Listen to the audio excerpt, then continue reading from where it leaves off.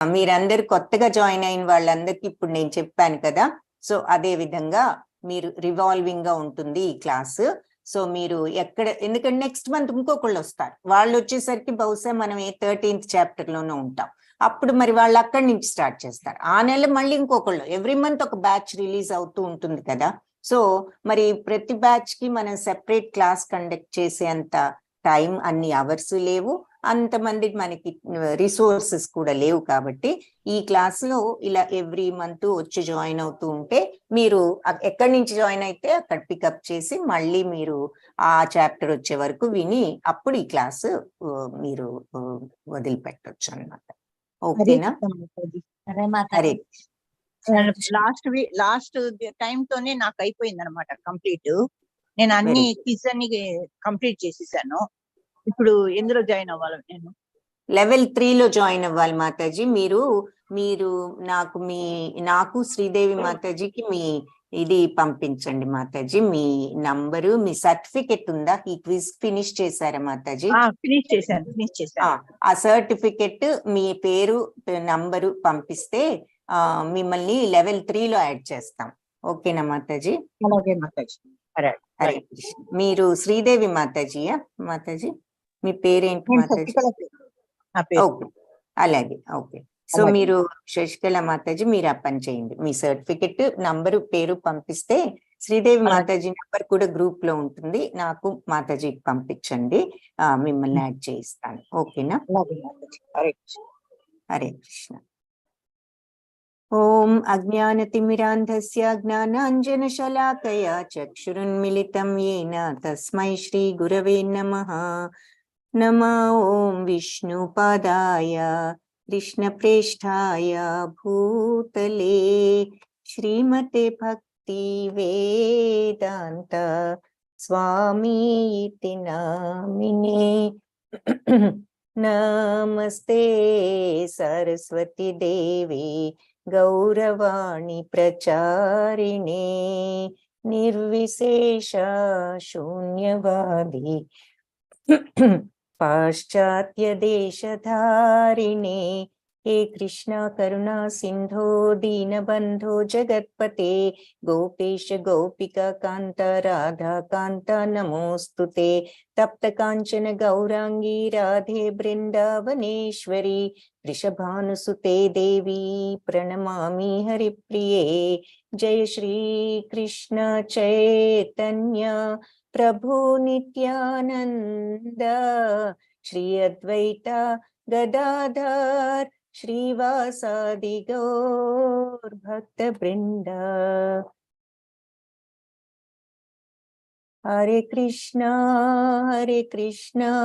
कृष्णा कृष्णा हरे हरे, हरे राम राम राम हरे हरे, हरे कृष्णा कृष्णा कृष्णा हरे हरे, हरे राम राम हरे हरे. హరే కృష్ణ భక్తులందరికీ. సో 11వ అధ్యాయము విశ్వరూప సందర్శన యోగము అందరికీ తెలిసే ఉంటుంది. ఈరోజు కొత్తగా జాయిన్ అయిన వాళ్ళు ఎంతమంది ఉన్నారో ఒక్కసారి హ్యాండ్ రేస్ చేస్తారా? కొత్తగా క్లాస్ స్టార్ట్ చేసిన వాళ్ళు, అంటే మొన్న 36 బ్యాచ్ ఈ నెలలోనే కంప్లీట్ చేసిన వాళ్ళు.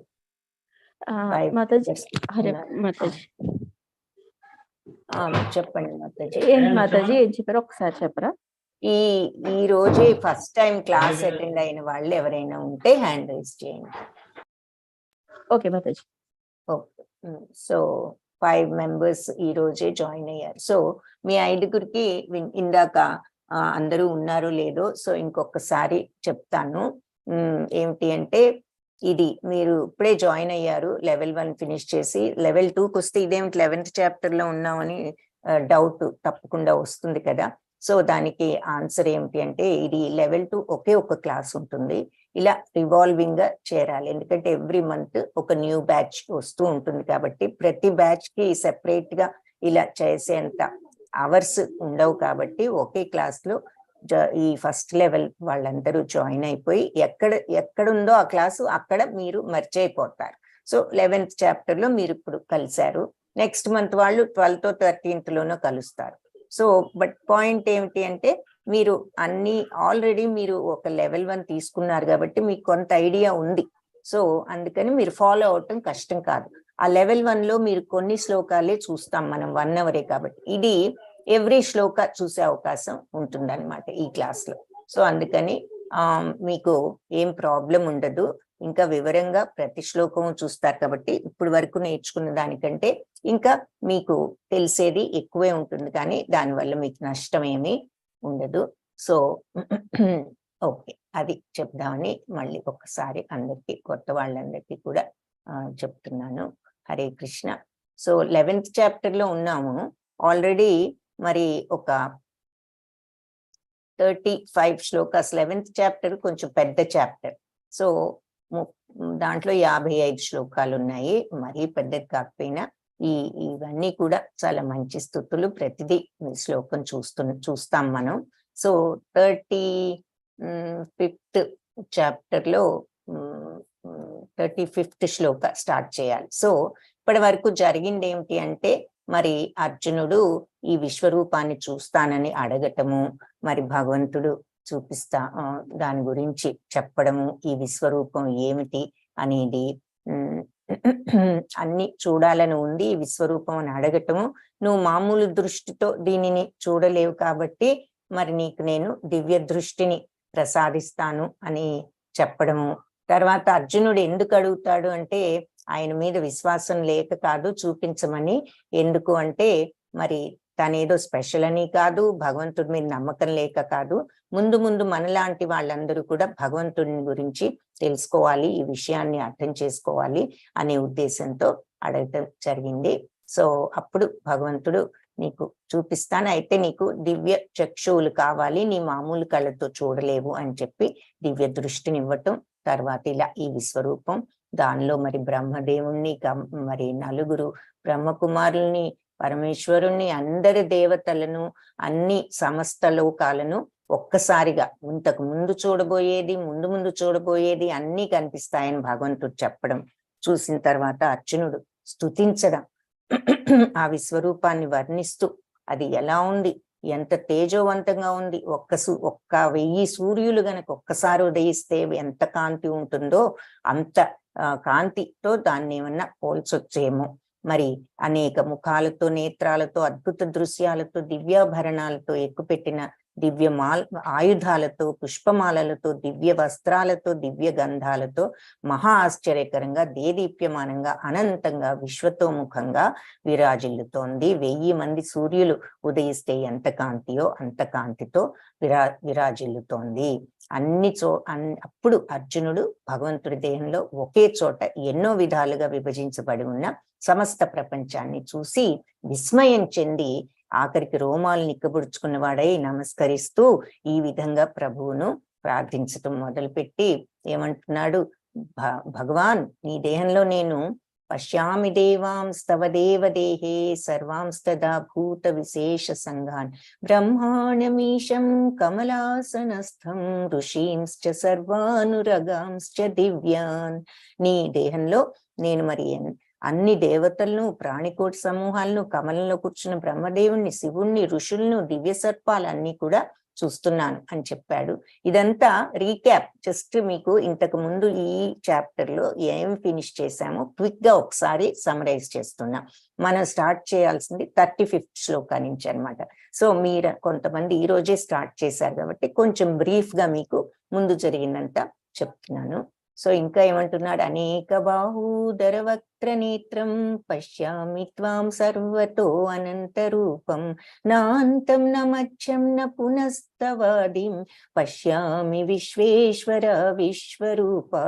సో విశ్వరూపుడా అంటూ భగవంతుణ్ణి పిలుస్తూ అనేక చేతులతో, అనేక బాహువులు అంటే భుజాలు, చేతులు, ఉదరాలు అంటే ఉదరం అంటే స్టమక్స్, వక్త్రాలు అంటే మరి ముఖాలు, నేత్రం కళ్ళు, పశ్యామిత్వం చూస్తున్నాను నిన్ను, సర్వతో అనంత రూపం సర్వత్రా ఉన్న నీ అనంతం అంటే అంతం లేని, లిమిట్లెస్ అని అర్థం. నా అంతం, దీనికి అంతం లేదు, నా మధ్యం, దీనికి మధ్య ఎక్కడో తెలియడం లేదు, నా పునః దీని బిగినింగ్ ఎక్కడో తెలియడం లేదు. సో దీని బిగినింగ్, ఆది, మధ్య, అంతాలు ఎక్కడున్నాయో పశ్యామి, నేను చూడలేకుండా ఉన్నా, నాకేమి తెలియడం లేదు. బిగినింగ్ ఎక్కడ, మధ్య ఎక్కడ, ఎండ్ ఎక్కడ అన్నది. విశ్వేశ్వర, విశ్వరూప, అంత అపరిమితమైన నీ రూపాన్ని నాకు కనిపిస్తోంది అని చెప్తూ, అనాది మధ్యాంతం అనంత వీర్యం అనంత బాహుం శశి సూర్య నేత్రం పశ్యామి త్వాం దీప్త హుతాశ వక్త్రం స్వతేజస విశ్వమిదం తపంతం. సో అనాది మధ్యాంతం అనంత వీర్యం. సో ఆది లేదు, మధ్య లేదు, అంతం లేదు, అలా ఉంది అనంత వీర్యం, విపరీతమైనటువంటి మహిమ ఉన్నది. అనంత బాహు, ఎన్నో చేతులు. శశి సూర్య నేత్రం, సూర్య చంద్రులు నీ కళ్ళులాగా నాకు కనిపిస్తున్నాయి. సూర్యుడు చంద్రుడు నీ నేత్రాలుగా ఉన్నాయి. పశ్యామిత్వం, ఇలా నిన్ను చూస్తున్నాను. దీప్త హుతాశ వక్త్రం, వెలిగిపోతున్న నీ మొహాన్ని. స్వతేజస విశ్వమిదం తపంతం, నీ స్వయం తేజస్సుతో వెలిగిపోయే నీ ముఖంతో విశ్వమంతా కూడా తపం చెందుతోంది. అంటే సమస్త సృష్టి కూడా ఆ వెలుగుకి ఉత్తేజపడిపోతోంది అని చెప్తున్నాడు. ద్యావా పృథివ్యోరిదమంతరం హి వ్యాప్తం త్వయైకేన దిశశ్చ సర్వా దృష్ట్వాద్భుతం రూపముగ్రం తవేదం లోకత్రయం ప్రవ్యధితం మహాత్మన్. నువ్వు ఒక్కడివే అయినా సరే, ఆకాశం, సకల లోకాలు, వాటి మధ్య ఉన్న ప్రదేశం అంతా కూడా వ్యాపించి ఉన్నావు. ఈ అద్భుతమైన భయంకరమైన రూపం చూసి లోకాలు, తవేదం లోకత్రయం, ముల్లోకాలని ఎందుకంటాం? 14 లోకాలు ఉన్నాయి, మరి ముల్లోకాలని ఎందుకంటున్నాం? బ్రీఫ్ గా పై లోకాలు, మధ్యలోకమైన భూలోకం, కింది లోకాలు అని ముల్లోకాలు అంటున్నారు. సో నిన్ను చూసి నీ ఉగ్ర రూపాన్ని, అంటే ఇంత మరి సమస్తాన్ని ఒక చోట చూపినప్పుడు ఉగ్రంగా ఉంటుంది అది. మరి మనం ఐమాక్స్ థియేటర్లో చూస్తేనే ఆ పెద్ద బొమ్మను ఒక్కసారి అబ్బా అనుకుంటాం. అలాంటిది సమస్త విశ్వం, యూనివర్సు, ప్రపంచాలు, అన్ని గ్రహాలు, ఇవన్నీ కళ్ళ ముందు కనపడుతున్నాయి ఒక్క చోట. అంటే మరి ఎలా ఉంటుందో ఇక మనకి అసలు ఇమాజినేషన్ కూడా అందదు, మన ఊహాతీతం. కాబట్టి ఆ రూపం చూసినప్పుడు మరి భయం వేయకుండా ఎవరికి ఉండదు ఆ రూపం. అందుకే అర్జునుడు లాంటి వీరుడే నీ ఉగ్ర రూపం చూసి ముల్లోకాలు కూడా ప్రవ్యధితం, అంటే మరి వ్యధ చెందుతున్నాయి అని చెప్పి అంటున్నాడు. అమీహిత్వాం సురసంఘా విశంతి కేచిత్ భీతా ప్రాంజలయో గృణంతి స్వస్తిత్యుక్త్వా మహర్షి సిద్ధ సంఘా స్తువంతి త్వాం స్తుతిభి పుష్కలాభి. సో దేవతలందరూ నీ ఆశ్రయాన్ని పొందుతూ నీలో ప్రవేశిస్తున్నారు. మరి కొంతమంది ఏమో కేచిత్ భీత ప్రాంజలయో గృణంతి, భీతులై భయపడిపోయి చేతులు జోడించి నేను కీర్తిస్తున్నారు. సిద్ధ సంఘాలు, మహర్షులు అందరూ మరి స్వస్తి అని చెప్తూ, స్వస్తి అంటే శాంతి అని, శాంతి అని చెప్తూ స్తువంతిత్వం, నిన్ను స్తుతిస్తున్నారు. స్తుతిభి పుష్కలాభి, పుష్కలంగా నిన్ను వీళ్ళంతా ఎవరు? మహర్షులు, సిద్ధ సంఘాలు, వీళ్ళంతా నిన్ను స్తుతిస్తున్నారు శాంతి అంటూ అని చెప్పినప్పుడు తర్వాత ఇప్పుడు ఈ రకంగా ఎన్నో స్తుతించి చివరికి అర్జునుడు ఏమంటాడంటే, మరి ఈ ఆఖరికి కురువీరులు, నా వైపు ఉన్న రాజులు అందరూ కూడా నీ నోటి వైపు వెళ్ళి వేగంగా ఈ అగ్నిలో గనక పురుగులు ఎలా వెళ్ళి సమిధలుగా ఇదైపోతాయో, ఈ నదులన్నీ వేగంగా సముద్రంలో ఎలా ప్రవేశిస్తాయో, అలా నీ మండే నోట్లోకి వీళ్ళందరూ వెళ్ళి అన్ని వైపుల నుంచి నువ్వు అందరినీ మింగివేస్తున్నట్లు నాకు కనిపిస్తోంది. విశ్వమంతా నీ తేజస్సు ఆవరించి భయంకరము, తాపకరములైన కిరణాలతో నువ్వు కనిపిస్తున్నావు. మరి అలాగే ఈ భయంకర రూపంతో ఉన్న నువ్వెవరో నాకు దయతో తెలియజేయి, నీకు వందనాలు అర్పిస్తాను, నా మీద ప్రసన్నుడవవు, నువ్వు ఆదిదేవుడవు మరి అని చెప్పి, నమోస్తుతే దేవవర ప్రసీద అంటూ నీకు నమస్కరిస్తాను. భవాను అఖ్యాహిమేకో భవానుగ్ర రూప, అసలు నువ్వెవరివో నాకు దయచేసి ఈ ఉగ్రరూపం ఉన్న నువ్వెవరివో నాకు చెప్పు, నీకు నమస్కరిస్తాను, నాకు తెలుసుకోవాలని ఉంది, అసలు నీ పర్పస్ ఏమిటో కూడా నాకు అర్థం కావడం లేదు, నువ్వెవరివో నాకు చెప్పు అని అడిగాడు. అంతకుముందు ఇంకొక ఇంపార్టెంట్ థింగ్ కూడా చెప్పాడు. ఏమని?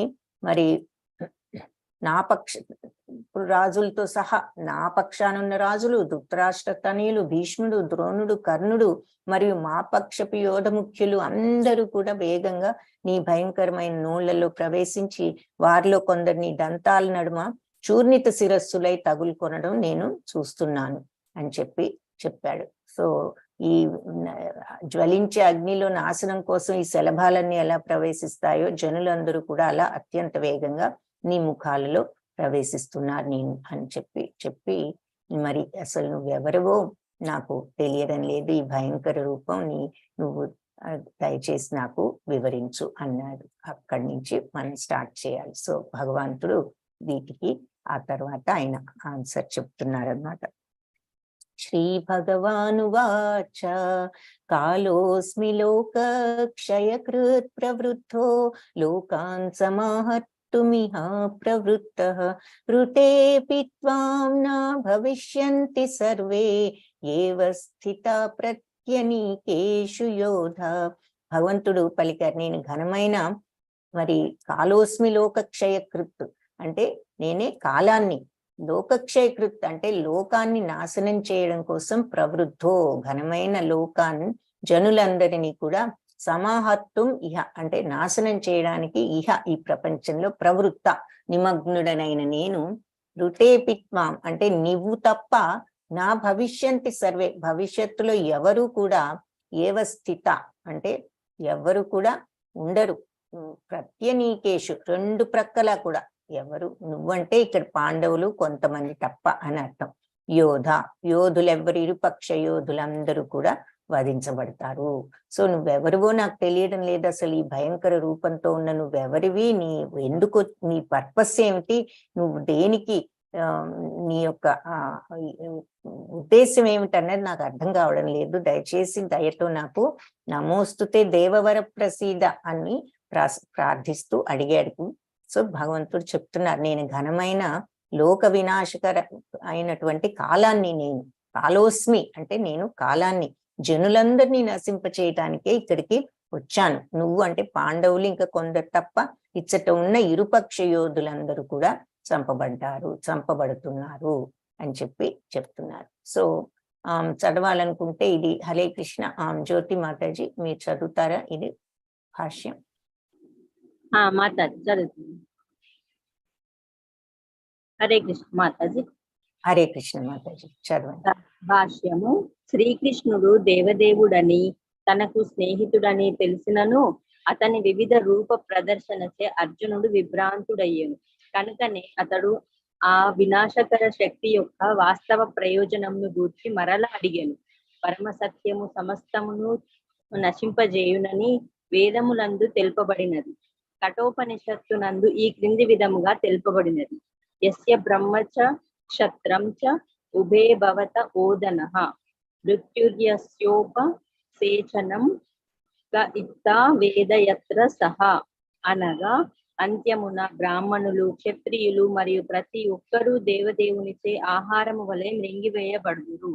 దేవదేవుని ఈ ప్రస్తుత రూపము సర్వమును హరించునటువంటిది. ఈ విధంగా శ్రీకృష్ణుడు తనను సర్వమును హరించు కాలముగా ప్రదర్శించుచున్నాడు. పాండవులు తప్ప అసట యుద్ధ రంగం నందు నిలిచిన సర్వులను అతనిచే మృంగివేయబడనున్నారు. అర్జునుడు యుద్ధం నెడ సుముఖుడుగా లేడు. యుద్ధము చేయకుండుటే ఉత్తమమనియు తద్వారా ఎట్టి నిరాశ లేదా వినాశము సంభవింపదనియు అతడు భావించెను. దానికి సమాధానముగా భగవానుడు అతడు యుద్ధము చేయకుండాను ప్రతి ఒక్కరూ నశించియే తీరుదురని పలికెను. తన సంకల్పమే దానికి కారణమై ఉన్నది. అనగా అర్జునుడు యుద్ధమును ఆపివేసినచో వారు వేరు విధంగా మరణింపగలరు. అర్జునుడు యుద్ధం చేయకుండాను వారి మరణము ఏ విధముగాను నిరోధింపబడబోదు. నిజమునకు వారు ఇదివరకే మరణించి ఉన్నారు. కాలము వినాశ రూపము. భగవానుని సంకల్పముచే అట్టి కాలమున సమస్త సృష్టి నశించిపోగలదు. అది ఏ ప్రకృతి నియమము. హరే కృష్ణ మాతాజీ. హరే కృష్ణ మాతాజీ, ధన్యవాదాలు. సో అంటే చివర్లో మరి బ్రాహ్మణులు, క్షత్రియులు ప్రతి ఒక్కరూ ఆహారం వలె మరి భగవంతుడితో వల్లనే నాశనం అవుతారు. సో భగవంతుడి ఈ రూపము సర్వాన్ని హరించేటటువంటిది. ఈ రకంగా శ్రీకృష్ణుడు సర్వాన్ని హరించే కాలంగా ప్రదర్శిస్తున్నారు అని చెప్పి చెప్తున్నారనమాట. సో పాండవులు ఇంకా కొందరు తప్ప యుద్ధంలో ఉన్న మిగిలిన వారంతా కూడా వాళ్ళు అంతా కూడా ఈ ఈ యుద్ధంలో మరణిస్తారు అని చెప్పేసి చెప్తున్నారు. సరే, అర్జునుడు యుద్ధం చేయలేను, యుద్ధం చేయకుండా ఉండటమే మంచిది, ఈ వినాశనం ఎందుకు అని భావిస్తున్నాడు కదా. దానికి సమాధానంగా భగవంతుడు చెప్తున్నారు, యుద్ధం చేయకపోయినా ప్రతి ఒక్కరు నువ్వు కేవలం ఒక ఇన్స్ట్రుమెంట్ అన్నది అర్జునుడికి అక్కడ అర్థం కావడానికి. ఇలా నువ్వు చేయకపోయినా సరే ప్రతి ఒక్కరూ నశించే తీరుతారు, దానికి భగవంతుడి సంకల్పమే దానికి కారణం. కాబట్టి అర్జునుడు యుద్ధాన్ని ఆపివేసినా ఇంకో రకంగా అయినా వాళ్ళు మరణించడం జరుగుతుంది. కాబట్టి అర్జునుడు ఏమనుకుంటున్నాడు, నేనే చంపుతున్నాను అనుకుంటున్నాడు కదా. ఆ ఆ ఆ అజ్ఞానం పోయేటట్లుగా ఇప్పుడు ఈ బోధలు భగవంతుడు చేస్తున్నారు. సో అర్జునుడు చేయకపోయినా వాళ్ళు ఏ రకంగా అయినా మరణించక తప్పదు.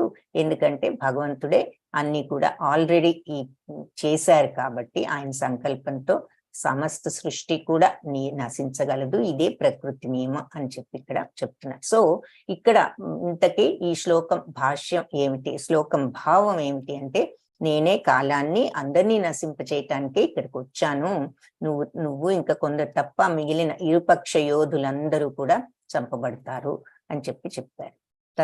అందుకని ఇప్పుడు ఏం చెప్తున్నారు, తస్మాత్వముత్తిష్ఠ యశో లభస్వ జిత్వా శత్రూన్ భుంక్ష్వ రాజ్యం సమృద్ధం మయైవైతే నిహతా పూర్వమేవ నిమిత్త మాత్రం భవ సవ్యసాచిం. తస్మాత్ కాబట్టి త్వం నువ్వు ఉత్తిష్ట లే, యశో లభస్వ, యశో కీర్తిని లభస్వ తెచ్చుకో, జిత్వా జయించావంటే శత్రువుని గనక జయిస్తే భుంక్ష రాజ్యాన్ని భుంక్ష అంటే అనుభవించు, సమృద్ధిగా అనుభవించు శత్రువులను జయించి. మయైవైతే నిహత, నా ఏర్పాటుతోనే నిహత చంపబడ్డారు, పూర్వమేవ ఇంతకు ముందే అందరు నా ఏర్పాటుతో చంపబడ్డారు. నిమిత్త మాత్రం భవ, నువ్వు ఒక నిమిత్త మాత్రుడు అవ్వు, ఒక పరికరాన్ని నువ్వేదో నేనే చంపుతానని అంటున్నావు, నువ్వు కాదు చంపేది, నా ఏర్పాటుతో అందరు ఇంతకు ముందే చంపబడ్డారు, నువ్వు నిమిత్త మాత్రుడు అవ్వు. సవ్యసాచి అంటే ఏమిటి అంటే, రెండు చేతులతో బాణాన్ని వేసే నేర్పరితనం ఉన్నవాడు అని అర్థం. అంటే విలువిద్యలో నేర్పరి, అది అర్జునుడిని సవ్యసాచి అంటూ సంబోధిస్తూ చెప్తున్నారు. కాబట్టి నువ్వు లేచి కీర్తిని తెచ్చుకో, శత్రువులను జయించి రాజ్యాన్ని సమృద్ధిగా అనుభవించు. మరి నా ఏర్పాటుతో ఇంతకు ముందే అందరూ కూడా మరణించారు, నువ్వు కేవలం ఒక నిమిత్త మాత్రుడవు అవ్వు అని చెప్తున్నారు. సవ్యసాచి అంటే అర్థం కూడా చూసాము. నిమిత్త మాత్రం అనే పదం చాలా ముఖ్యమైనది. ఎందుకు అంటే మరి ఈ జగత్తంతా కూడా భగవంతుడే నడిపించేది, ఆయన ప్లాన్ ప్రకారం జరుగుతుందని తెలియని మూడులు ప్రకృతిలో ఎలాంటి ఏ ప్లాన్ లేకుండా ఆటోమేటిక్ గా ఇదేదో జరుగుతుందని అనుకుంటారు. కానీ సృష్టిలో యాదృచ్ఛికంగా ఏదో జరుగుతున్నాయని, బహుశా ఇది ఇలా ఉండొచ్చు అలా ఉండొచ్చు అని ఏదో అనుకుంటూ ఉంటారు ఈ సైంటిస్టులు కూడా. కానీ ఈ విషయంలో బహుశా కావచ్చు అనే ప్రశ్నే లేదు. ఎందుకంటే మరి సృష్టి అంతటికీ కూడా వెనకాల పెద్ద ప్లాన్ ఉంది. ఏమిటి ఆ ప్లాన్ అంటే, భౌతిక సృష్టి బద్ధజీవులు భగవంతుడిని తిరిగి చేరటానికి ఒక అవకాశం. ఎందుకు వచ్చాము అంటే, మనం భగవంతుడిని చేరుకోవటానికి ఈ సృష్టిలో ఉన్న బద్ధజీవులు భగవద్ధామాన్ని తిరిగి చేరడానికి ఒక అవకాశం ఈ భౌతిక ప్రకృతి. దీనిపై ఆధిపత్యం చెలాయిద్దామనే భావం మనకు ఉన్నంత వరకు మనం ఈ భౌతిక జీవితానికి బద్ధులమయ్యే ఉంటాం. కానీ ఎవరైతే భగవంతుడి సంకల్పాన్ని తెలుసుకుని ఈ భక్తిని అలవర్చుకుని ఉన్నప్పుడు వాళ్ళు ఆ బుద్ధి కుశలురు అవుతారు. విశ్వం యొక్క సృష్టి లయలు ఆ భగవంతుడి పరమ నిర్దేశం నందే జరుగుతూ ఉంటాయి, ఆయన ప్లాన్ ప్రకారం జరుగుతూ ఉంటాయి. కాబట్టి కురుక్షేత్ర యుద్ధం కూడా ఆయన సంకల్పం పైననే ఏర్పాటు చేయబడింది. కాబట్టి అర్జునుడు యుద్ధం చేయను అన్నప్పుడు భగవంతుడి కోరికను అనుసరించి యుద్ధం చెయ్యి అని చెప్పి బోధించడం జరిగింది. అప్పుడు నువ్వు నా ప్లాన్ లో నువ్వు కూడా ఒక పరికరానివి అయిన వాడివి అవుతావు అని చెప్పి, ఎవరైతే భగవంతుడికి కంప్లీట్ గా ఆయన సేవకు అంకితం చేసిన వాడు పరిపూర్ణుడు కాగలడు అని చెప్తున్నారు. సో ఈ శ్లోకం మళ్ళీ చూస్తే అర్థం, లేచి యుద్ధ సన్నుద్ధుడివై కీర్తిని నువ్వు తెచ్చుకో, శత్రువులను జయించి రాజ్యాన్ని అనుభవించు. నువ్వు కాదు చంపేది, నా ఏర్పాటుతో అంతకు ముందే అందరు చంపబడ్డారు, నువ్వు ఒక నిమిత్త మాత్రుడు అవ్వు అని చెప్పి చెప్తున్నాడు. ద్రోణం చ భీష్మం చ జయద్రథం చ కర్ణం తధాన్యానపి యోధ వీరాన్ మయా హతాంస్త్వం జహిమా వ్యధిష్ట యుధ్యస్వచేతాసి రణే సపత్నాన్. సో ద్రోణుడు మరియు భీష్ముడు, జయద్రథుడు, మరి కర్ణుడు, తధాన్యానపి యోధ వీరాన్, మిగిలిన యోధ వీరులందరూ కూడా, యుద్ధ వీరులంతా కూడా మయా హతాంస్త్వం, నేనే నా చేతే చంపబడ్డారు. త్వం, నువ్వు, జహిమా వ్యధిష్ట అంటే నువ్వు కాబట్టి ఇదివరకే చంపబడ్డారు కాబట్టి నువ్వు వారిని ఇప్పుడు సంహరించినట్లుగా నువ్వు సంహరించు. యుద్ధస్వ జేతాసి, యుద్ధంలో జయిస్తావు. రణే సపత్నాన్, శత్రువులను నువ్వు రణంలో నాశనం చేయగలవు అని చెప్పి చెప్తున్నారనమాట ఇక్కడ. సో ద్రోణుడు, భీష్ముడు, జయద్రథుడు, కర్ణుడు, ఇంకా మహాయోధులందరూ కూడా ఇంతకు ముందే నాతో చంపబడ్డారు కాబట్టి నువ్వు వాళ్ళని సంహరించు. వెళ్ళి నిమిత్త మాత్రుడిగా, ఏ మాత్రం వ్యధ చెందక కేవలం యుద్ధం చెయ్యి. ఏదో నేను చేస్తున్నాను, నేను చంపుతున్నానని నువ్వు అనుకుంటున్నావు, నువ్వు కాదు, వాళ్ళు ఇంతకు ముందే నా యొక్క సంకల్పంతో చంపబడ్డారు కాబట్టి నువ్వు ఏమి వ్యధ చెందకుండా నీ డ్యూటీ నువ్వు చెయ్యి, యుద్ధం చెయ్యి. నువ్వు తప్పక నీ శత్రువులను నశింప చేయగలవు అని చెప్పి చెప్తున్నారు అనమాట. సో శ్రీధర్ ప్రభుజీ మీరు చదువుతారండి. హరే కృష్ణ మాతాజీ. హరే కృష్ణ ప్రభుజీ, చదవండి. ప్రతి ప్రణాళికయు దేవదేవుని చేత నిర్వహించబడుచుండును, కానీ భక్తుల ఎడ పరమ కరుణామయుడైన అతడు తన కోరికను అనుసరించి స్వీయ ప్రణాళికలను అమలుపరచు భక్తులకు కార్య సాఫల్య ప్రతిష్టను వనగోరును. కనుక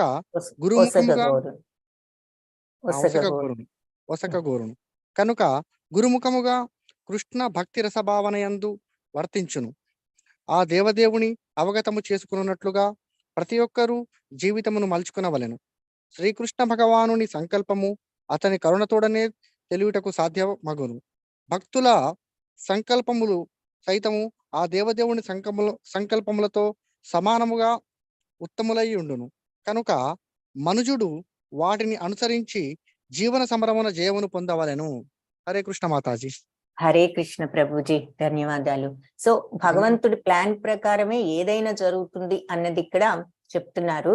సో భగవంతుణ్ణి మనం భక్తితో ఉన్నప్పుడు, ఆ భగవంతుడిని భక్తితో ఉంటూ అర్థం చేసుకుని ప్రతి ఒక్కరు కూడా అందుకే జీవితం ఆ రకంగా మలుచుకోవాలి. మరి భగవంతుడి సంకల్పం కరుణ అప్పుడే మనకు తెలియటానికి సాధ్యపడుతుంది. సరే, భక్తుల సంకల్పాలు కూడా భగవంతుడి సంకల్పాలతో సమానం అంటున్నారు. నిజమైన శుద్ధ భక్తులు, అందుకే గురువులు, ఎలాంటి గురువులు? బ్రహ్మతత్వాన్ని తెలుసుకుని భగవంతుణ్ణి, ఆత్మతత్వాన్ని, భగవంతుని తత్వాన్ని చవి చూసినటువంటి, ఆ బ్రహ్మతత్వాన్ని చవి చూసిన గురువులు, భక్తులు, వాళ్ళు కూడా వాళ్ళ సంకల్పాలు కూడా భగవంతుడి సంకల్పంతో సమానంగా ఉత్తములై ఉంటాయి. కాబట్టి మనుషులు భగవంతుడి సంకల్పాన్నైనా ఇలాంటి భక్తులు, గొప్ప భక్తుల యొక్క సంకల్పాలని అనుసరించి జీవన సమరంలో, జీవన పోరాటంలో విజయాన్ని సాధించాలి అంటున్నారు. సో మళ్ళీ శ్లోకం ఏమిటి అంటే, ఈ పెద్ద పెద్ద వీరులందరూ ఇంతకు ముందే నాతో చంపబడ్డారు కాబట్టి నువ్వు వెళ్ళి వాళ్ళని చంపు. ఏమాత్రం నువ్వు వ్యధ చెందక, నేనేదో చంపుతున్నానని కాదు, ఇంతకు ముందే చంపబడ్డారు, నువ్వు వెళ్ళి యుద్ధం చెయ్యి, నువ్వు తప్పకుండా శత్రువులను చేయగలవు అని చెప్పి చెప్తున్నారు. సో అప్పుడు సంజయుడు అంటున్నారు అనమాట. సంజయ ఉవాచ, మరి సంజయుడే కదా ధృతరాష్ట్రుడికి జరిగిందంతా చెప్తున్నాడు కదా. సో ఇదంతా విని సంజయుడు చెప్తున్నాడు. ఏతచ్చుత్వా వచనం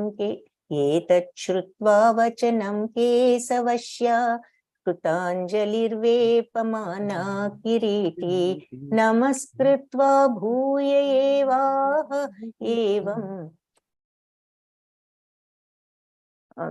నమస్కృత్వా భూయ ఏవాహ కృష్ణం సగద్గదం భీత ప్రణమ్య. సో సంజయుడు ఏమంటున్నాడు? ఏతచ్చుత్వా వచనం కేశవశ్య. సో ఈ విధంగా ఈ మాటలన్నీ కేశవుడి యొక్క వచనాలన్నీ విని, శ్రీకృష్ణుడి మాటలన్నీ విని, కృతాంజలి వేపమాన కిరీటి, కిరీటి అంటే అర్జునుడు, కృతాంజలి అంటే దోసిలి, 2 చేతులతో ఇలా దోసిలి యొగ్గిన వాడై, వేపమాన అంటే కంపిస్తూ, నమస్కృత్వ భూయ మళ్ళీ తిరిగి నమస్కరించాడు. భూయ అంటే తిరిగి, నమస్కృత్వ నమస్కరించి తిరిగి ఏవాహ కృష్ణం, తిరిగి శ్రీకృష్ణుడితో ఇలా అంటున్నాడు అనమాట. సగద్గదం, గొంతంతా గద్గదం అయిపోయింది, భీత భయపడుతూ, ప్రణమ్య నమస్కరిస్తూ ఇలా అంటున్నాడు. సో రాజా, దేవదేవుని ఈ పలుకులు విన్న తర్వాత కంపిస్తున్న అర్జునుడు ముకులిత హస్తుడై మరలా వందనాలు ఒసగాడు. భీతి కూడిన వాడై అతను దగ్గుద్దికతో శ్రీకృష్ణ గద్గద కంఠం అన్నమాట, శ్రీకృష్ణుడితో ఇలా మాట్లాడటం ప్రారంభించాడు అని చెప్తున్నాడు. సన్యశ్రీ మాతాజీ చదువుతారా ఇది? హరే కృష్ణ మాతాజీ. హరే కృష్ణ మాతాజీ. పూర్వమే తెలుపబడినట్లు శ్రీకృష్ణ భగవానుని విశ్వరూపముచే సృష్టింపబడిన పరిస్థితి కారణంగా అర్జునుడు సంభ్రమమునకు గురి అయినను. తత్కారణముగా అతడు కృష్ణునకు గౌరవపూర్వక వందనములను మరల అర్పించుట మెదిలేదను. అతడు స్నేహితుని వలె గాక అద్భుత రసాభవితుడైన భక్తునిగా గద్గద స్వరముతో ప్రార్థింపదొడిగాను. హరే కృష్ణ మాత. హరే కృష్ణ మాతాజీ, ధన్యవాదాలు. సో అది ఇక్కడ మళ్ళీ ఈ వందనాలు అర్పించి గద్గద స్వరంతో, ఇంతకు ముందు కూడా మరి విశ్వరూపం చూసినప్పుడు ఎలా సంభ్రమానికి గురయ్యాడో ఆ తర్వాత మళ్ళీ వందనాలు అర్పించి ప్రార్థించడం ప్రారంభించాడు. అర్జున ఉవాచ, మళ్ళీ అర్జునుడు ప్రార్థన. స్థానే ఋషికేశ తవ ప్రకీర్త్యా జగత్ ప్రహృష్యత్యనురజ్యతే చ రక్షాంసి భీతాని దిశో ద్రవంతి సర్వే నమస్యంతి చ సిద్ధ సంఘ. అర్జునుడు పలికాడు ఏమని? ఋషికేశ, మరి నీ నామానికి నీ తగ్గట్లుగానే తవ ప్రకీర్త్య అంటే నీ యొక్క వైభవంతో జగత్ ప్రపంచమంతా కూడా ప్రహృష్యతి అంటే సంతోషిస్తోంది, చాలా హృష్యం అవుతోంది, అంటే సంతోషిస్తోంది.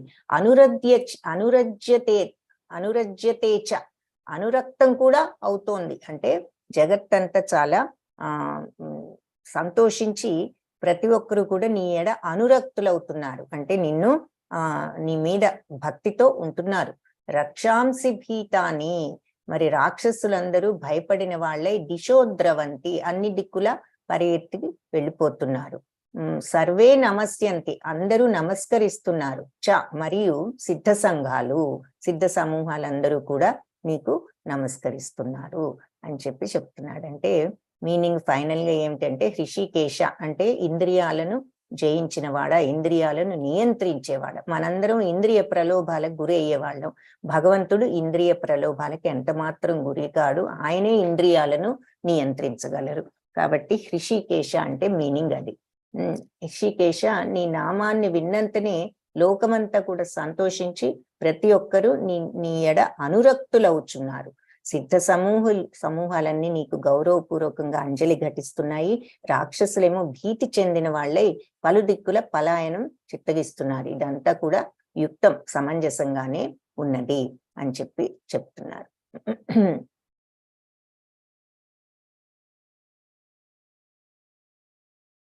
శ్రీధర్ ప్రభుజీ, హరే కృష్ణ, మీరు చదువుతారా?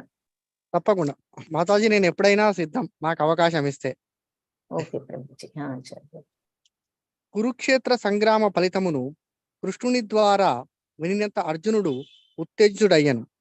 కనుకనే పరమ భక్తునిగా మరియు స్నేహితునిగా అతడు శ్రీకృష్ణుడు చేసినది సర్వము యుక్తముగా నున్నదని పలుకుచున్నాడు. శ్రీకృష్ణుడే భక్తులకు పోషకుడు మరియు పూజా ధ్యేయమనియు, అతడే సర్వానర్థములను నశింపచేయువాడనియు అర్జునుడు నిర్ధారించుచున్నాడు. ఆ భగవానుని కార్యములు సర్వులకు సమముగా హితమునే చేకూర్చును. కురుక్షేత్రణము జరుగు సమయమున అచట శ్రీకృష్ణుడు నిలిచియున్న కారణముగా అంతరిక్షము నుండి దేవతలు, సిద్ధులు, ఊర్ధ్వలోకవాసులు వీరిని వీక్షించుచున్నారని అర్జునుడు ఎరుకగలిగాను. అర్జునుడు శ్రీకృష్ణ భగవానుని విశ్వరూపమును దర్శించినప్పుడు దేవతలు ఆ రూపమును గాంచి ముదమునొందగా దానవులు మరియు నాస్తికులైన వారు ఆ భగవానుని కీర్తనమును సహింపలేకపోయింది. భగవానుని వినాశకర రూపము ఎడల గల తమ సహజ భీతితో వారు అచట నుండి పలాయనమైరి. తన భక్తుల ఏడ మరియు నాస్తికుల ఏడ శ్రీకృష్ణ భగవానుడు వ్యవహరించు విధానమును అర్జునుడు కీర్తించుచున్నాడు. శ్రీకృష్ణుడు ఏది చేసినను అది సర్వులకు హితమునే గూర్చునని ఎరిగి ఉన్నందున భక్తుడైన వాడు అన్ని వేళలా ఆ భగవానుని కీర్తించును. హరే కృష్ణ ప్రభుజీ, హరే కృష్ణ. ధన్యవాదాలు. సో అది ఇక్కడ అంటే ఈ శ్లోకాన్ని బట్టి మనకు అర్థమవుతోంది ఏమిటి అంటే, మరి ఈ భగవంతుణ్ణి ఈ సిద్ధులు ఊర్ధ్వలోకవాసులు వీళ్ళంతా కూడా వీక్షిస్తున్నాడని అర్జునుడికి కూడా అర్థమైంది, మనకు కూడా తెలుస్తోంది. సో భగవంతుడి విశ్వరూపాన్ని దర్శించి దేవతలేమో సంతోషించినప్పుడు ఈ దానవులు నాస్తికులు కాబట్టి వాళ్ళు ఆ కీర్తన భగవంతుడి యొక్క మాటలే వాళ్ళు వినలేక వాళ్ళు పారిపోయారు, అక్కడి నుంచి పలాయనం అయ్యారు అని చెప్తున్నారు. సో భక్తులు నాస్తికులు ఎడల భగవంతుడు వ్యవహరించే విధానం ఎలా ఉంటుంది అనేది ఇక్కడ మనకు అర్థమవుతుంది. మరి ఏది చేసినా భగవంతుడు హితం కోసమే చేస్తారు కాబట్టి భక్తుడు ఎప్పుడు కూడా భగవంతుడిని కీర్తిస్తాడు అని ఇక్కడ భాష్యంలో చెప్తున్నారు. కాబట్టి మళ్ళీ మనం ఒకసారి మీనింగ్ చూస్తే, హృషికేశ నీ నామాన్ని విన్నంతనే లోకాలన్నీ కూడా సంతోషించి ప్రతి ఒక్కళ్ళు నీకు అనురక్తులు అవుతున్నారు. అంటే భక్తులు సిద్ధ సమూహాల్ని గౌరవపూర్వకంగా అంజలి ఘటిస్తున్నా రాక్షసులు మాత్రం భీతి చెంది అన్ని దిక్కుల పరిగెత్తి పలాయనం అవుతున్నారు. ఇది అంతా కూడా సమంజసంగానే కనిపిస్తోంది అని అన్నాడు.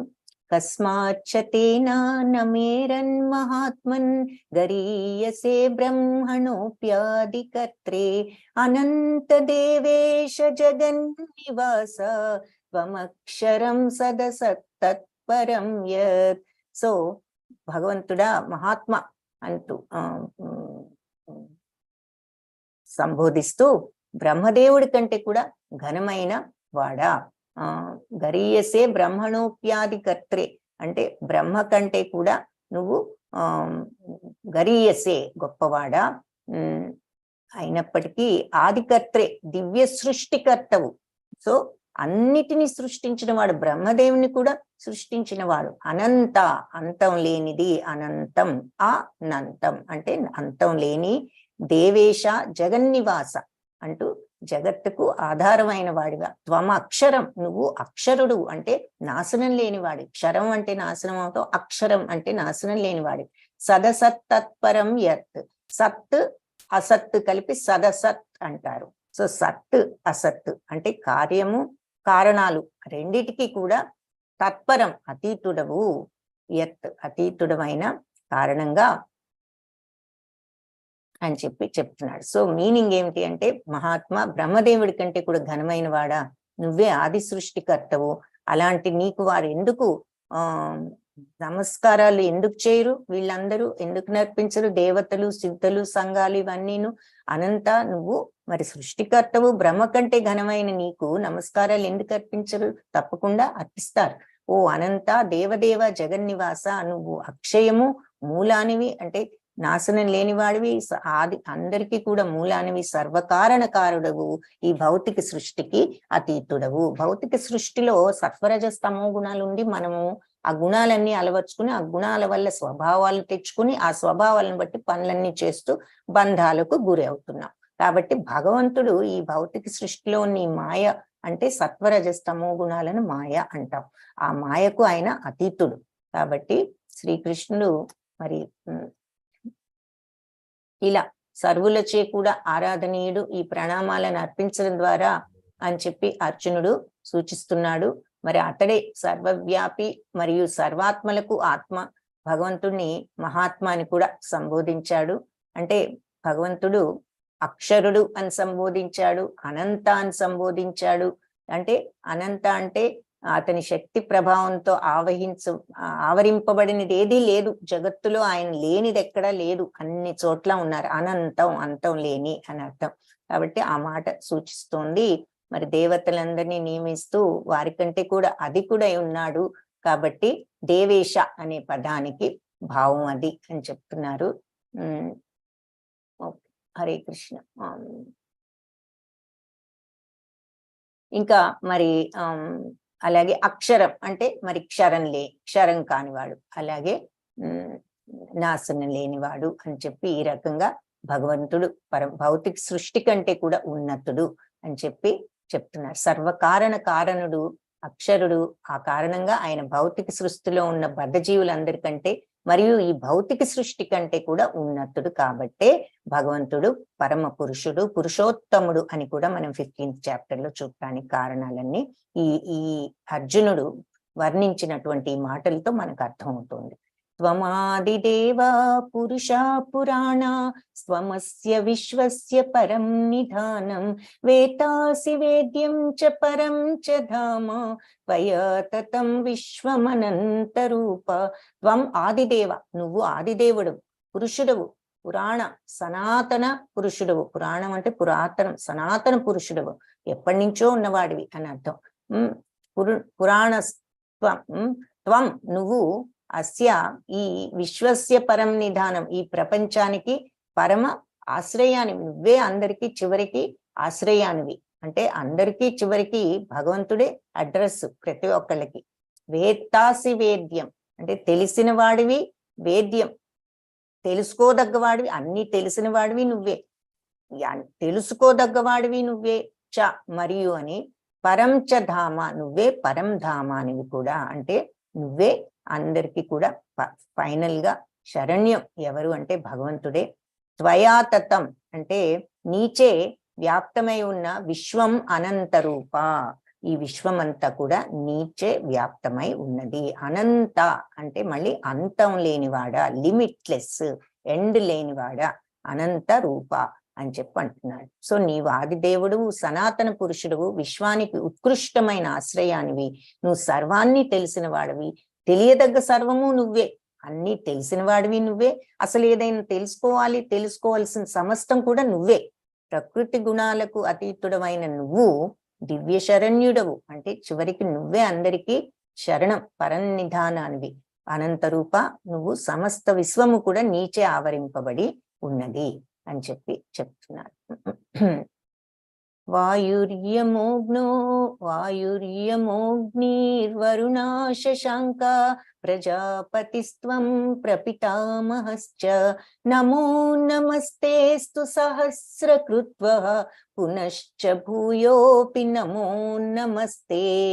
ఈ చాప్టర్ లో చాలా చక్కగా ఎన్నో ఉన్నాయన్నమాట. ఏది మరి చదవదగ్గవి, వినదగ్గవి చాలా స్తోత్రాలు ఉన్నాయి. సో వాయువు నియమించేవాడు, మరి అగ్ని, వరుణ, శశాంక, అగ్నిదేవుడు గాని, వరుణ అంటే జలం గాని, శశాంక చంద్రుడు, ప్రజాపతి అంటే బ్రహ్మ, త్వం నువ్వే, ఇవన్నీ కూడా నువ్వే. ప్రపితామహుడు అంటే మరి తాతగారివి కూడా నువ్వే. నమో నమస్తే, గ్రాండ్ ఫాదర్ అన్నమాట ప్రపితామహుడు అంటే. పితామహుడు అంటే తాతగారు, ప్రపితామహుడు అంటే ముత్తాత. నమో నమస్తేస్తు సహస్రకృత్వ, నీకు నమస్కారాలు మరి 1000 సార్లు, నీకు వేలాది నమస్కారాలు. పునశ్చ భూయోపి, మళ్ళీ కూడా నమో నమస్తే, మళ్ళీ నీకు నమస్కరిస్తున్నాను. సో వాయువు నువ్వే, మరి యముడవు, యమో అగ్ని, యముడవు అగ్నివి, వరుణుడవు చంద్రుడవు, ప్రజాపతి అంటే బ్రహ్మవు, అన్ని నువ్వే. నువ్వు మరి తాతవు ముత్తాతవు. నమో నమస్తే సహస్రకృత్వ, నీకు వేలాది నమస్కారాలు. పునశ్చ తిరిగి మళ్ళీ నీకు నమస్కారాలు అని చెప్తున్నాడు. సో వాయువు పరమ నియామకుడువు నువ్వే, అగ్ని జలము చంద్రుడువు నువ్వే, ఆదిజీవి అయిన బ్రహ్మదేవుడు మరియు ప్రపితామహుడువు నువ్వే. కనుకే నీకు 1000 నమస్కారాలు చేస్తూ మరల వందనాలు సమర్పిస్తున్నాను అని చెప్పి చెప్తున్నారు. హరే కృష్ణ. సుమా దుర్గా మాతాజీ మీరు చదువుతారా ఇది? చదువుతాను మాతాజీ. చదువు. సర్వవ్యాపకమైనందున వాయువు దేవతలకు ముఖ్య ప్రాతినిధ్యం కనుక భగవానుడిచ్చట వాయువుగా సంబోధించబడ్డాడు. విశ్వమునందలి ఆదిజీవి అయిన బ్రహ్మదేవునకు సైతము తండ్రి అయినందున శ్రీకృష్ణుని అర్జునుని ప్రప్రితామహునిగా సైతము సంబోధించుచున్నాడు. హరే కృష్ణ మాతాజీ, ధన్యవాదాలు. సో అది అంటే వాయువు కొన్ని రీజన్స్ ఎందుకు సంబోధించారంటే సమస్తము భగవంతుడే. మరి కాకపోతే వాయువు ఎలా అయితే అంతటా వ్యాపించి ఉంటుందో భగవంతుడు కూడా సమస్తం వ్యాపించి ఉంటారు. విశ్వంలో ఫస్ట్ జీవి అయిన బ్రహ్మదేవుడికి సైతం తండ్రి కాబట్టి శ్రీకృష్ణుడిని అర్జునుడు ప్రపితామహుడు అని చెప్పి సంబోధించడం జరిగింది అని చెప్తున్నారు. నమః పురస్తాదధ పృష్ఠతస్తే నమోస్తుతే సర్వత ఏవ సర్వ అనంత వీర్యామిత విక్రమస్త్వం సర్వం సమాప్నోషి తతోసి సర్వః. సో నీకు నమస్కారాలు పురస్తాద్ అధ పృష్ఠతస్తే అంటే ముందు నుంచి, అలాగే అధ అంటే అట్లాగే, సృష్టత అంటే వెనక నుంచి కూడా, పృష్ఠత వెనక నుంచి కూడా, తే నీకు నమోస్తుతే నమస్కారాలు అర్పిస్తున్నాను నీకు. సర్వత ఏవ సర్వ అన్ని వైపుల నుంచి సర్వము సమస్తము నువ్వే కనుక నీకు ముందు నుంచి వెనక నుంచి అన్ని దిక్కుల నుంచి నమస్కారాలు అర్పిస్తున్నాను. ఎందుకు? నువ్వు అన్ని వైపులా ఉన్నావు, సమస్తము వ్యాపించి ఉన్నావు కాబట్టి ఇక్కడే ఉన్నావు, ఇక్కడని ఎదురుగుండా పెట్టం కాదు, నువ్వు పక్కనున్నావు, ఇటు పక్కున్నావు, వెనకున్నావు, సమస్తం ఉన్నావు కాబట్టి నీకు అన్ని వైపుల నుంచి నమస్కారాలు అర్పిస్తున్నాను. కాబట్టి అనంత వీర్య అంటే విపరీతమైనటువంటి శక్తివంతుడా, నీవు అమిత విక్రమ సంపన్నుడవు, సర్వవ్యాపివి కాబట్టి సర్వము నువ్వే అయి ఉన్నావు అని చెప్పి చెప్తున్నారు. హరే కృష్ణ. వీర రాఘవమ్మ మాతాజీ మీరు చదువుతారా ఇది? హరే కృష్ణ మాతాజీ చదువుతానండి. హరే కృష్ణ మాతాజీ చదువు.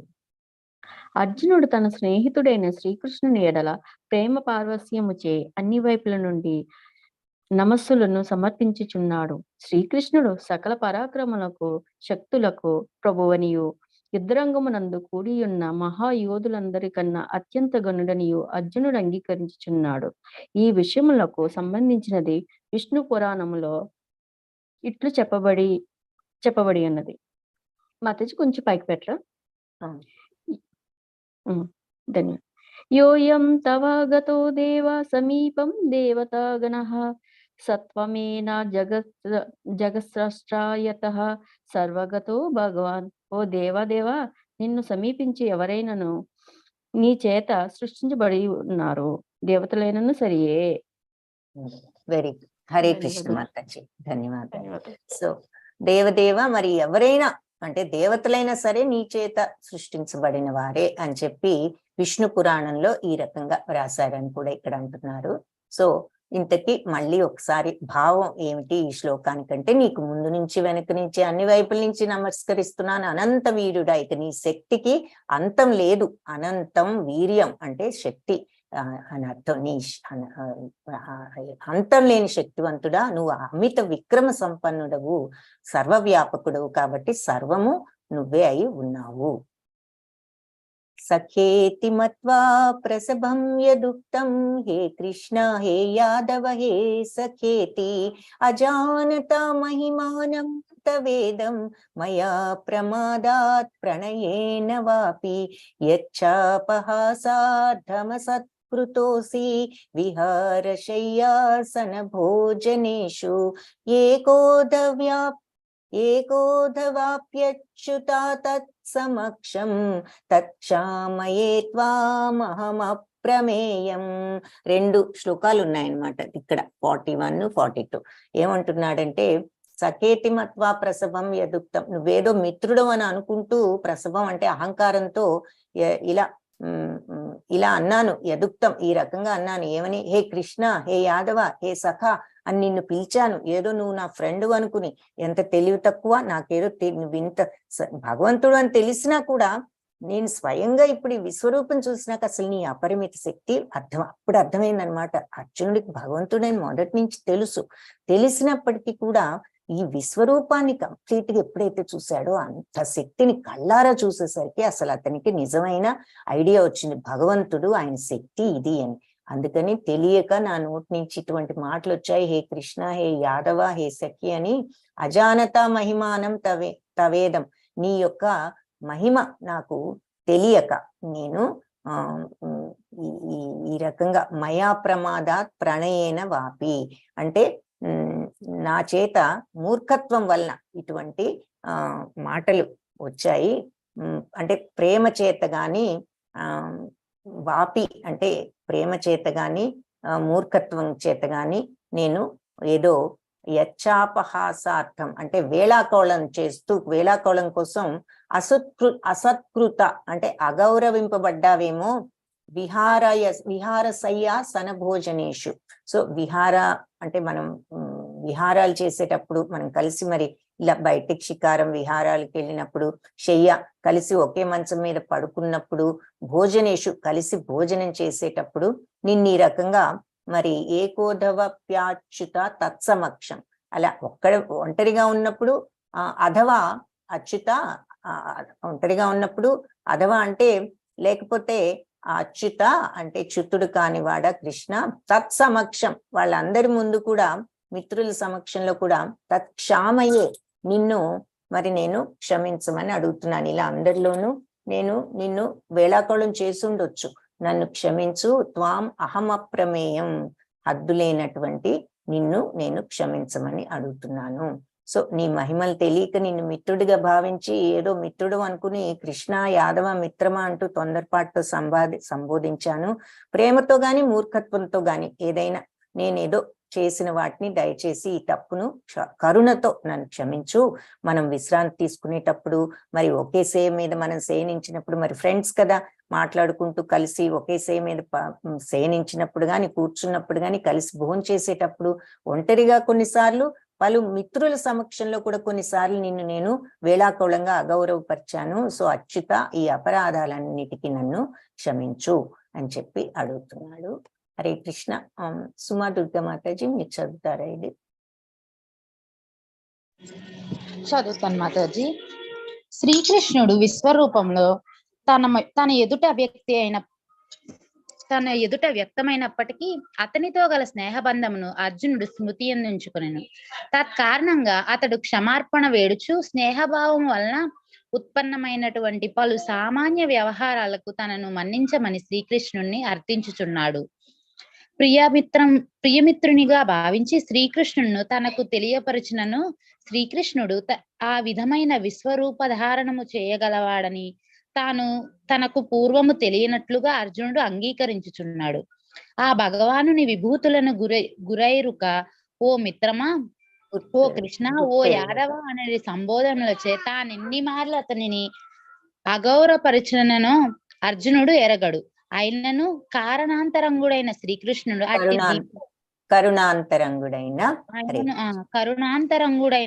శ్రీకృష్ణుడు అట్టి దివ్య విభూతి సంపన్నుడైనను అర్జునుడితో మిత్రుడి రూపమున వ్యవహరించను. భక్తుడు మరియు భగవానుని నడుమ గల దివ్య ప్రేమాయుత సంబంధం అదియే. శ్రీకృష్ణుడు మరియు జీవులు నడుమ గల సంబంధం నిత్యమైనది, మరపునకు రానిదని అర్జునుడు ప్రవృత్తి ద్వారా మనకు గాంచవచ్చును. విశ్వరూప వైభవం గాంచినప్పటికీ అర్జునుడు తనను శ్రీకృష్ణునితో గల సన్నిహిత స్నేహబంధమును మరువజాలడు. హరే కృష్ణ మాతాజీ. ధన్యవాదాలు. ధన్యవాదాలు. పితాసి లోకస్య చరాచరస్య త్వమస్య పూజ్యశ్చ గురుర్గరీయాన్ నత్వత్సమోస్త్యభ్యధికా కుతోన్యో లోకత్రయేప్య ప్రతిమ ప్రభావ. సో ఇక్కడ ఇక స్థావర జంగం పితాసి లోకస్య లోకానికంతటికి నువ్వు తండ్రివి, మరి చరాచరస్య అంటే కదిలేవి కదలనివి రెండిటికి, త్వమస్య పూజ్యస్య నువ్వే పూజనీయుడు, గురుర్గరీయుడు గురువు, మరి గరీయుడు మహనీయుడైనటువంటి గురువు. నత్వత్సమో నీకంటే నీకు సమానుడు నా అస్తి ఎవరు కూడా ఉండరు. అధిక కుతోన్యో అభ్యధిక కుతోన్యో నీకంటే అధికుడు నీకు సమానుడు ఎవరు లేరు. లోకత్రయే ముల్లోకాలలో కూడా అప్యప్రతిమ ప్రభావ సో నీ అగణిత శక్తి సంపన్నుడా, లోకత్రయేపి ముల్లోకాలలో కూడా నీకంటే శక్తి సంపన్నుడు ఎవరు లేరు. సో స్థావర జంగాలు అంటే ఏమిటంటే, స్థావరం అంటే కదలనివి, జంగాలు అంటే కదిలేవి, అచర చర అని అర్థం. పూర్ణమైన స్థావర జంగ పూర్ణమైన ఈ విశ్వానికి నువ్వే తండ్రివి, కదిలేవి కదలనివి అన్ని ఉన్న ఈ విశ్వానికి నువ్వు తండ్రివి. దానికి ముఖ్య పూజనీయుడు ఆధ్యాత్మిక గురువు కూడా నువ్వే. నీతో సమానమైన వాడు గాని ఏకమైన వాడు గాని ఇంకెవ్వరు లేరు. మరి అపరిమిత శక్తి సంపన్నుడా, అలాంటి నీకంటే ముల్లోకాలలో అధికుడు ఎవరున్నారు అని చెప్తున్నారు. ఇక్కడి నుంచి రేపు కంటిన్యూ చేద్దాము. హరే కృష్ణ. సో క్వశ్చన్స్ ఏం లేకపోతే రేపు క్లాస్ లో ఈ 11th చాప్టర్ ని కంప్లీట్ చేయొచ్చు. వాంఛా కల్పతరుభ్యశ్చ కృపా సింధుభ్య ఏవ చ పతితానాం పావనేభ్యో